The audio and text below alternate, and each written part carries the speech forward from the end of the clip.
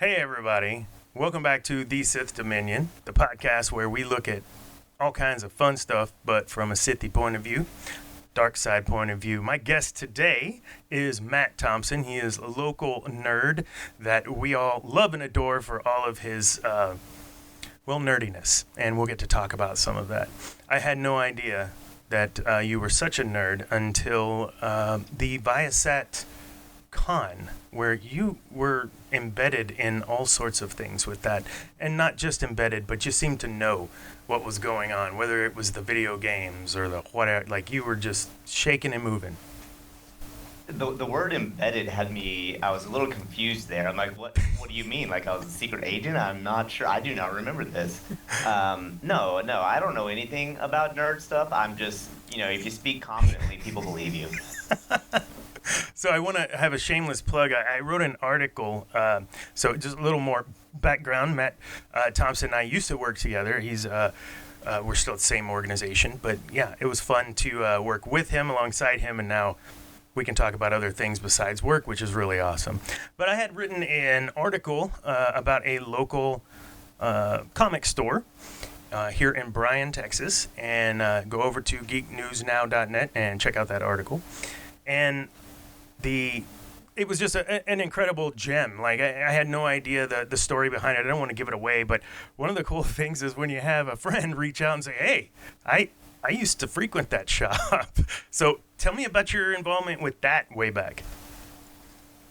Oh, so back in the day, for our younger listeners and viewers and things like that, the internet wasn't really a thing. We had to get all of our media physically. And so I'd actually drive to places and pick it up. I was super into comic books growing up.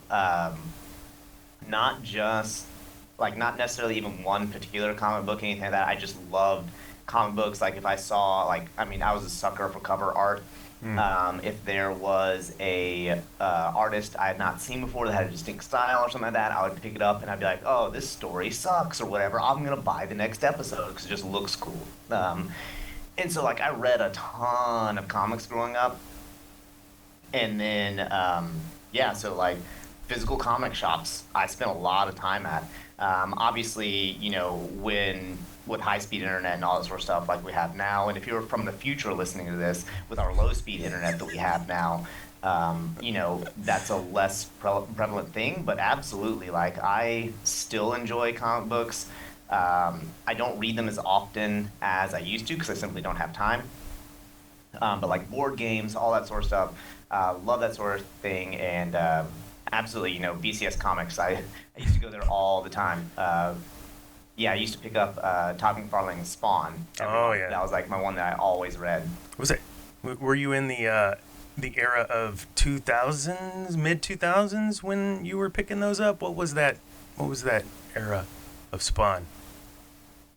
So I basically started reading Spawn with issue 1, and I think I have all the way through 220, so I don't know exactly when that ended. Nikes. My God. All right, well, sometimes you get a gem off the street. Matt Thompson, thank you. I can't believe this. We're going to have a lot more to talk about. You did not get me off the street. Well, you're just this cornucopia of... Yeah, all right. So, last week we talked a little bit about the rule of two, and talked the last 2 episodes we touched on the whole Sidious playing with the rule of two pretty loosely. So we thought Zane and I, whom you've met actually, I recall, wanted to bring Maul into our discussion.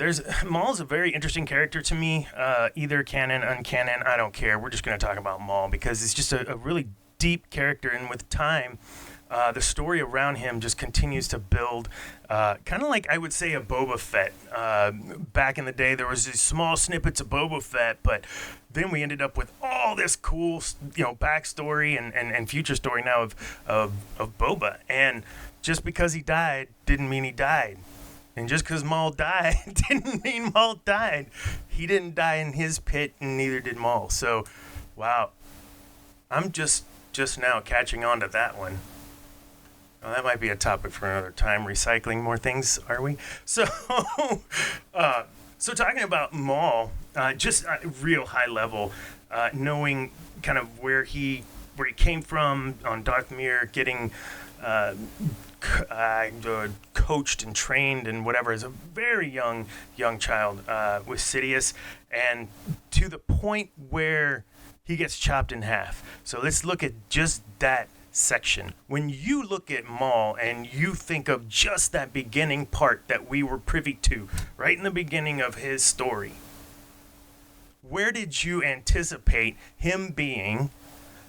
I'm assuming not at the bottom of a pit. So I am going to throw it out there that you're using the word coaching very loosely when it comes to his torturous training. Upbringing. Yeah. Well, I was going to try and avoid the torture word there, but yeah. Like the torture that molded him into what he was or is or will be, whatever. Sure. Again, death has no meaning in this universe. We'll work around it. But for sure. So in like if his story arc were to go from basically being kidnapped as a kid, being brought up as an apprentice, and then being chopped in half, and that was kind of where it ended, and they never brought him back anything. Honestly, that is like the most disappointing like story arc he could have possibly had, because there's so much depth that is there.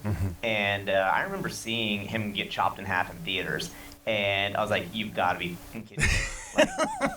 Like seriously, like this character is so cool, and like this, like we're done with him. And so I was like, even then I was like, okay, like he'll come back, because at that point, you know, we already had the other pit guy that I'm going to lose the name, the other Mandalorian, Boba Fett. We've already mentioned him multiple times, and I just lost it. But we already had the lore that he crawled his way out of the Sarlacc and everything like that. And so I'm like, oh, no worries. They're going to bring him back. And then, like, again, I saw the success of movies in theaters. So I was like, come on, guys. Disappointing. Yeah, exactly.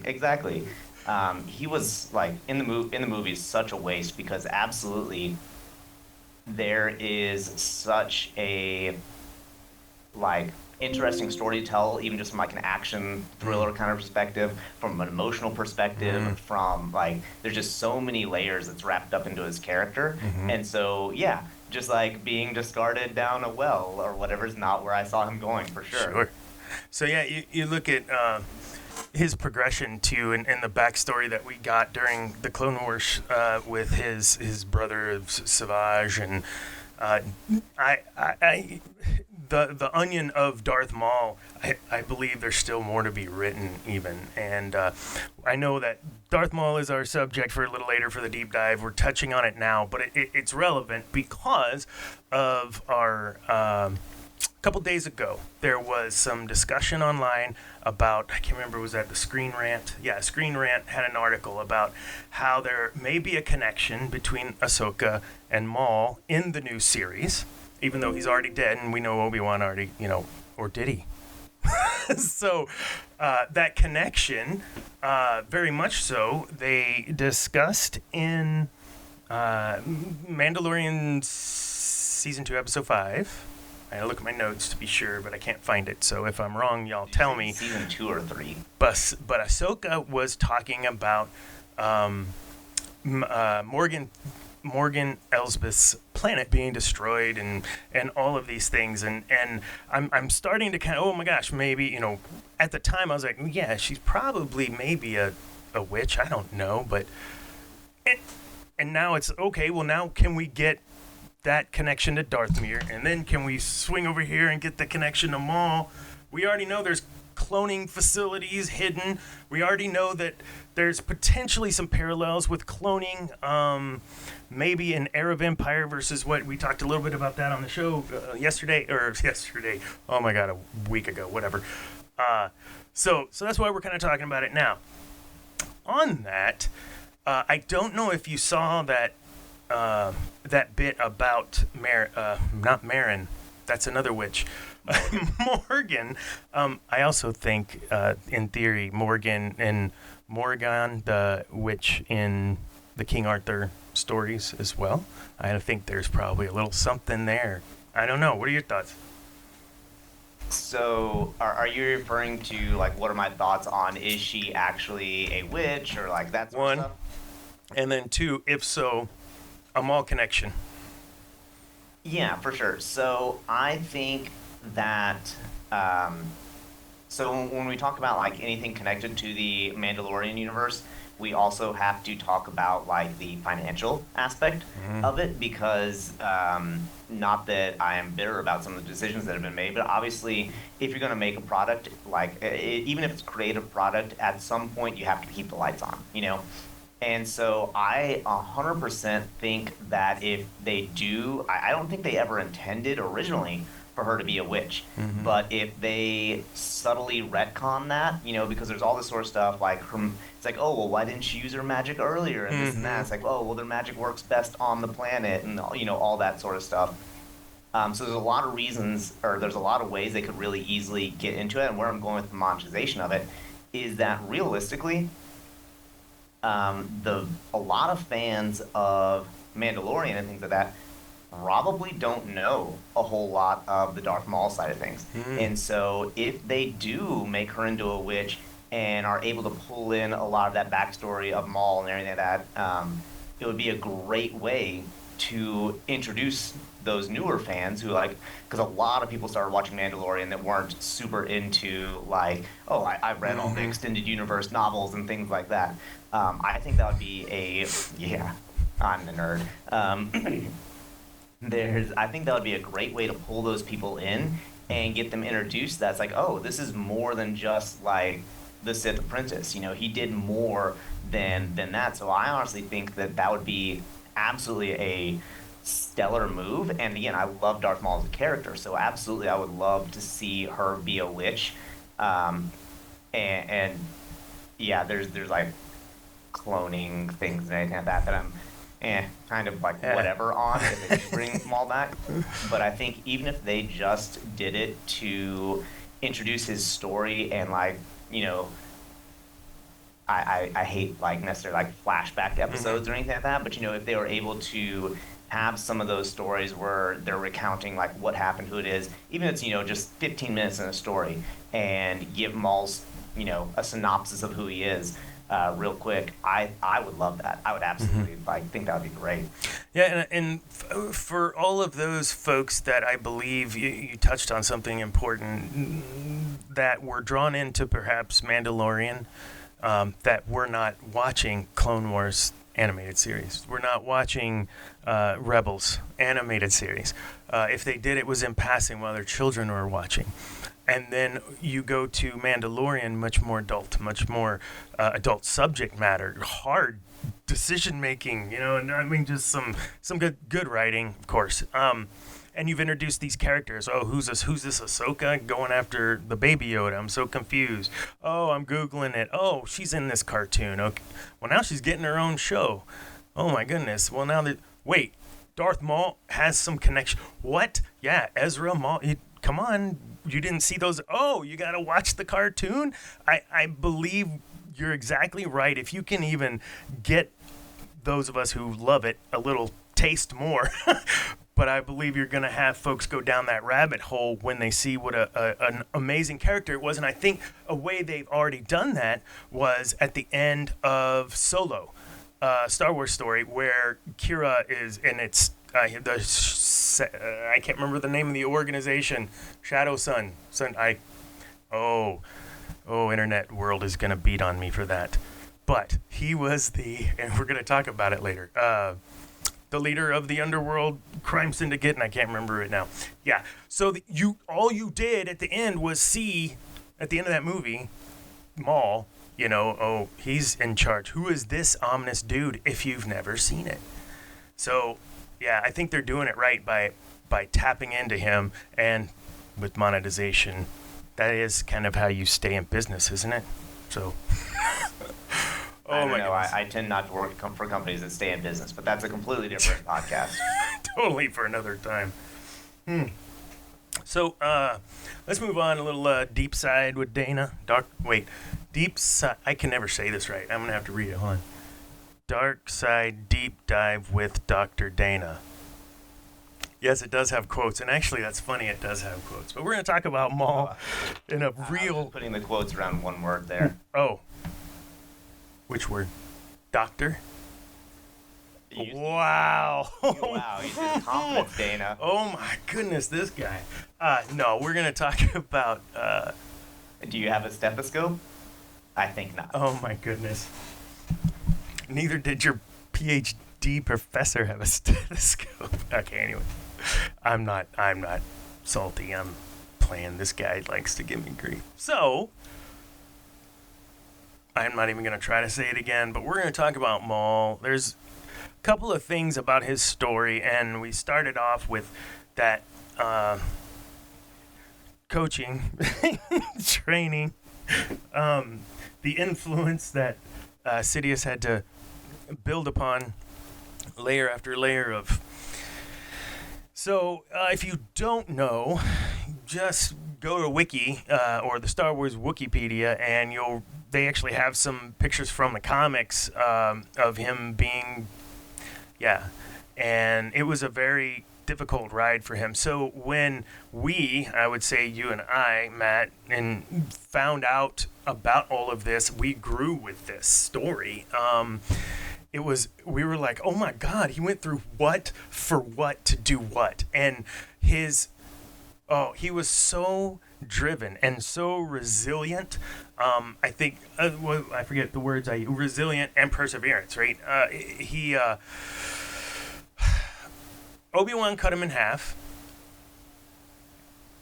Even after all of that, and we know later on he comes back again. So, he's stolen as a child. He's beaten and trained in the ways of the Sith in a very Sith assassin-y way. He goes after and does what he's supposed to do in the name of the Sith and Palpatine and chases down potentially the One. Beats a Jedi Master, is then cut in half by a Jedi, and then comes back with many legs, and then goes away again, and then comes back with 2 legs, and is killed by Obi-Wan again.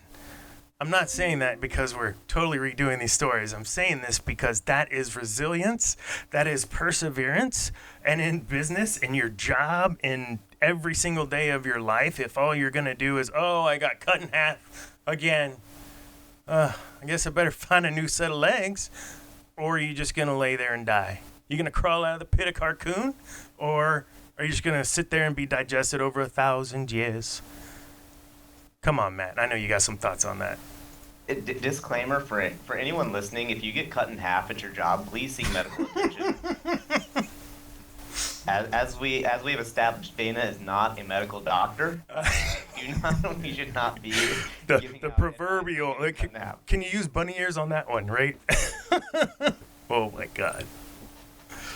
But I mean, absolutely. So as far as if you were to look at him again, like in the fantastical world of Star Wars, as he's an employee or whatever kind of thing.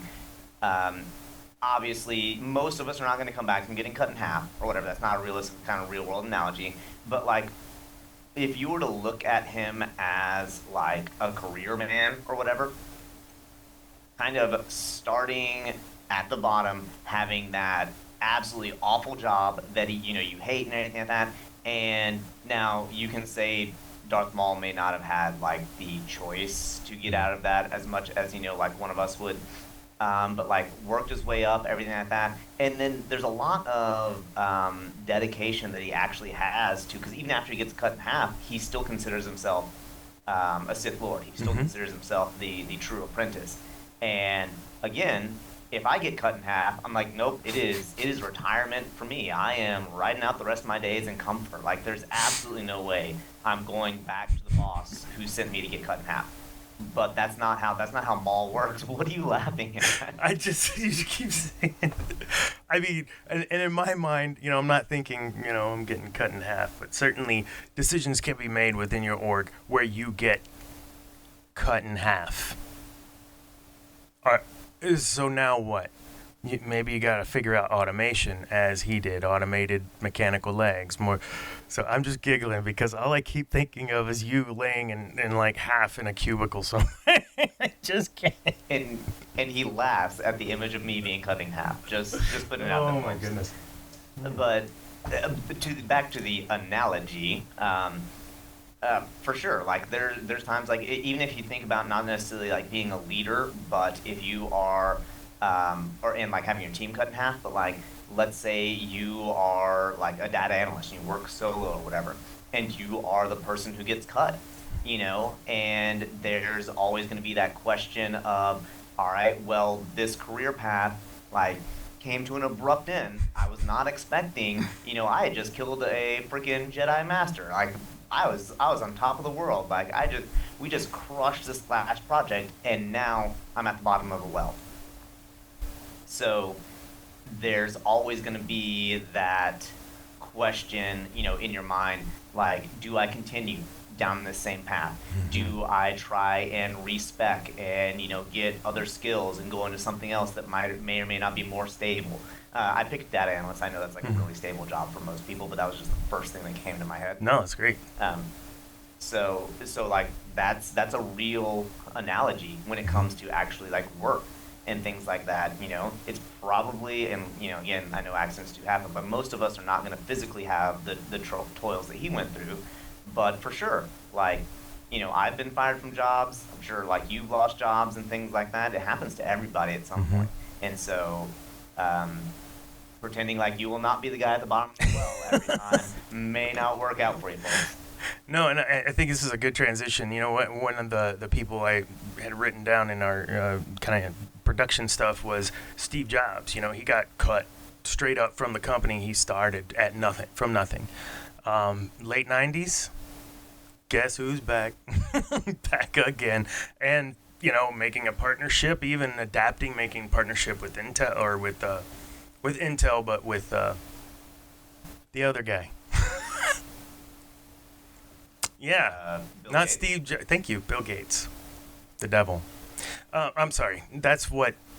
There was a movie. I don't know if you saw that. It was like Bill Gates was actually played by Anthony Michael Hall. You see that? Yeah, it's fun. I don't think so. There's a lot of movies out there, Danny. You got to be a little more specific. Yeah, okay. I got nothing. So, yeah, adapting, right? Moving into that, we have. Staying on that. So, the CEO of Microsoft took when they stepped in, had I cannot pronounce the Nadella is the last name. Made a conscientious shift to the cloud. So here is this Betamax versus what you call it? CD or not VCR. VCR, sorry. God, I'm so old. I don't even know what I'm talking about. Who's going to win the standard, right? And you had Blu-ray and HD, and who's going to win the standard? And I kind of see this as, are we going to stay with hard software, loading software? Are we going to do this somewhere else and try to secure it, whatever? So making that shift, and now we all use 365 by default. They've made us put our toe in the water and get in. All cloud computing, and you got to be able to adapt and make a pivot and a change. And when we think about Microsoft and them doing this, we also think about Darth Maul and him making a pivot, and whether that was being in the crime syndicate organization, which I still can't remember the name, or demonstrating his adaptability in getting the answer that he always wanted. And if you see that last scene with him and Obi-Wan, it is not a child scene. It's a very deep scene, and if Star Wars is important to you, and the story is important to you, and the lessons you can learn is important to you, this moment to me was one of the greatest moments in Star Wars animated history. And I say that, and I will die on the hill, I don't care, because that moment where he finally saw and understood everything, he had adapted, he had done everything all the way through, and here he is finally at the end being able to die in peace. I know that was a lot. And yes, you win the, you take credit for that. Say it. It was a great scene. No, I'm talking about the crime syndicate. The organization he ran was the Shadow Collective. Dirt. Yeah, that's me. Oh my, I can't think. I mean, I was trying to remember the whole time too, and I was like, oh wait, because you kept saying words that were like adjacent to it. I'm like, oh, just stop saying things. Shadows of the Empire. No. But you're absolutely right. Like if you watch nothing else, if you look into nothing else, when it comes to Darth Maul, check out his second death. It's fantastic. There's again, like he's a very deep character when it comes to like, because we talked about up until getting cut in half and everything like that, but then after that, there's a whole other layer. Like you talked about, like the adaptability. He does so many things. He works with so many people, and things like that. And then absolutely, I mean, as much as someone as tortured as Darth Maul could be, or Maul at this point, he does die in peace, and it's it's fan-freaking-tastic. Maybe don't have the kids around for that one though. Yeah, it's rough. And you brought up those relationships. I think also I have it for later on to discuss, but we're running a little short on time. This has been a great discussion. Richard Branson. Of course he's rich, whatever, but he can't stand up an airline on his own, right? He had to, if you don't know, he's the owner of Virgin Group, but he put that group together specifically as a capital group for them to build these high standard excellence in the air or on the sea, or Richard Branson wants to be the best, and he wants it to be elite, and he'll do whatever it takes to make sure he can do that. And he is but one man, but he's one man that has a lot of friends, and those friends didn't happen overnight. Everyone knows when the rich dude walks in, everyone wants something from them, and he knows that, so he's got to be really careful. And you look at someone like Maul, who went through and built his relationships, built his alliances, had Ezra even in a way, really influential. And we've talked a little bit in the show about the difference between influence and manipulation. Yes, Darth Maul was a Sith and used manipulation, but he also used influence. Influence will get you so much further and deeper. It's the long game, but you gotta play it if you want to win. Otherwise, just like that firecracker, that fuse goes quick and it's out. For sure. And for my money, he is on that manipulation influential scale. Like, he is the most influential Sith that we have come around. Like, he, as much as a Sith can, things that he does genuinely like care about some people and those relationships. Obviously, there's a lot of times a means to an end and anything like that, but he is, I guess, not as scheming would be the right word as some of the other Sith that we talked about. So, more direct, so yeah. Sure. For sure. That's fair. So let's move into kind of the Korban corner and talk to you a little bit. You have things going on too. You've got your own podcast. I'd love to share with our no listeners yet, but we'll have listeners soon about your podcast, and tell us what that's all about. I got to watch a little of that. Okay, so I sow chaos wherever I go. And so I have another group of friends that we play games together. And so one day we were just like, because we kind of, what it really is we needed a way to schedule time just to hang out. And so like every couple of weeks we block out a couple of hours and we're like, oh, let's make a podcast. If you're just listening, I did heavy finger quotes on that. And so it's very much so we just kind of talk about whatever is kind of going on. We talk about board games, video games, like whatever happens to be going on. Like we talked about Diablo some a few weeks ago. We talked about 40K, Warhammer 40K, just general nerd stuff. We've talked about like program and project development, just because we're all nerds of some Sure. type. We all kind of work in the IT space. And so, yeah, it's called the Winning Sometimes Show. It's just Winning Sometimes Show on YouTube, I'm pretty sure. I'll put the link in the description. Appreciate you. Now, this is cool, man. This has been fun. Talk to me a little bit about your game. Well, before we go there, you are aware there's Comic-Con coming in September?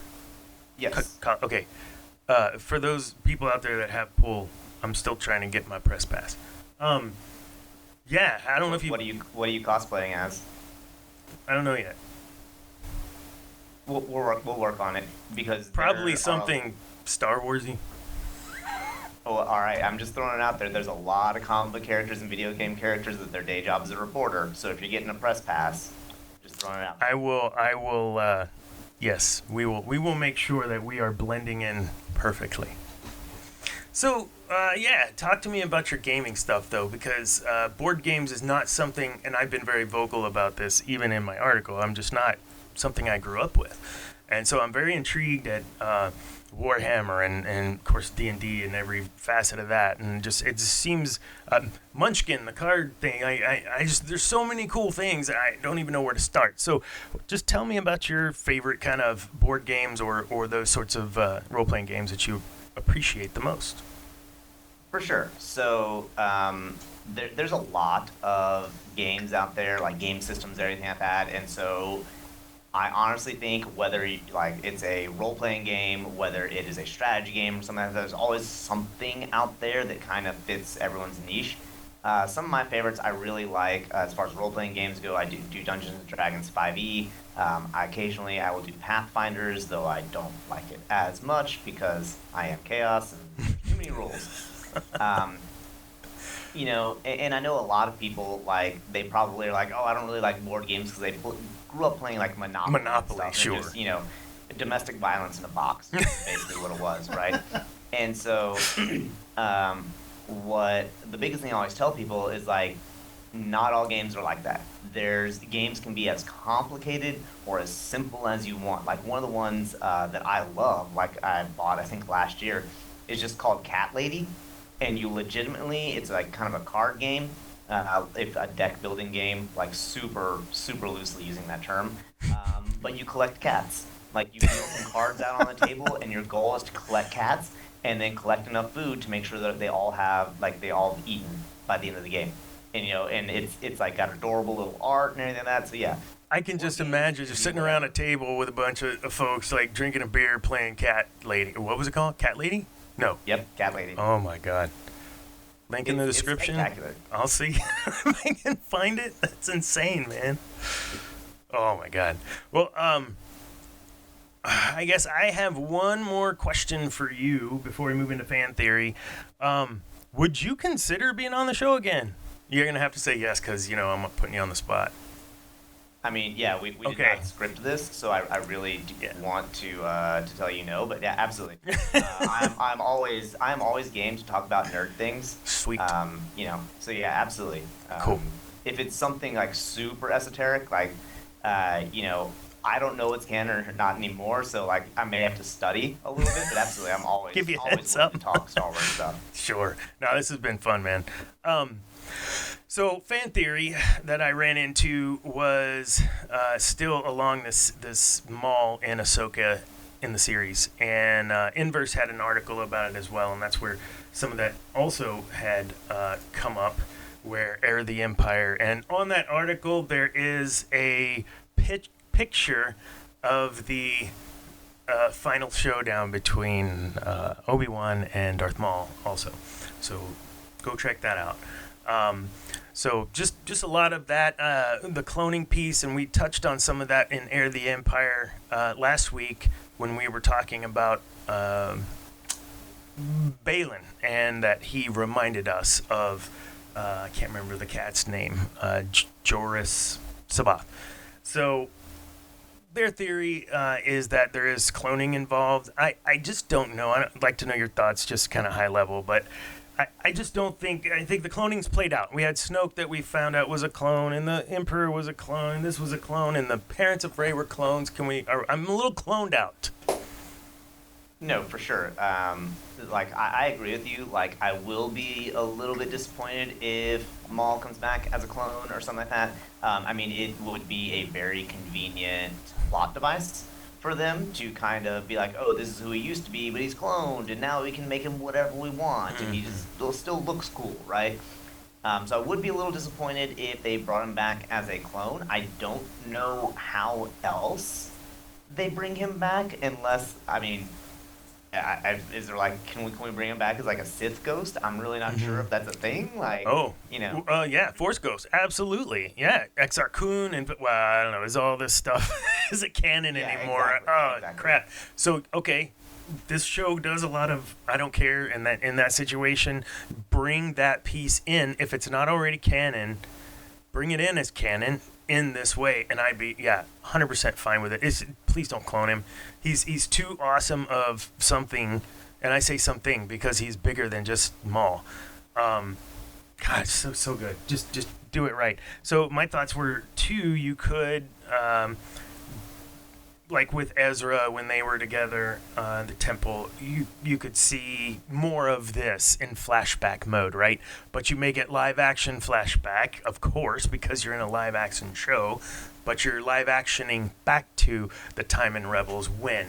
And I think if you can do some of that to explain maybe some more of what happened when he went off after Thrawn, Ezra, we have to kind of look at these bits that he learned from Maul or something like that. I'd appreciate that onion layering as well. But yeah, the clone thing. Oof. So you want my definitely not going to happen, but would be cool if they did? Absolutely.